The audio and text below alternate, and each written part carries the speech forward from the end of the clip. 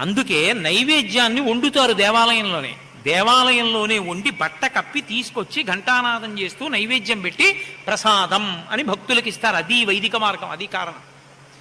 నువ్వు ఏం పెట్టు, ఎంత పెట్టావన్నదాంతో సంబంధం లేదు. పండు పెట్టు.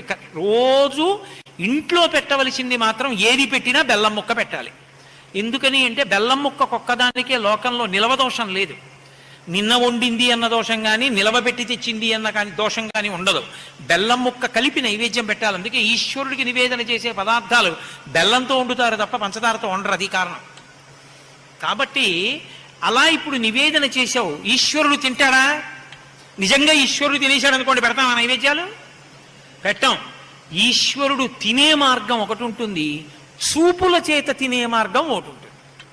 చూపులతో తినడం అంటే మీరు అలా ఏదో పట్టుకొస్తున్నారు అనుకోండి, నేను ఆబగా దాని వంక చూశాను అనుకోండి, అంటే చూపుల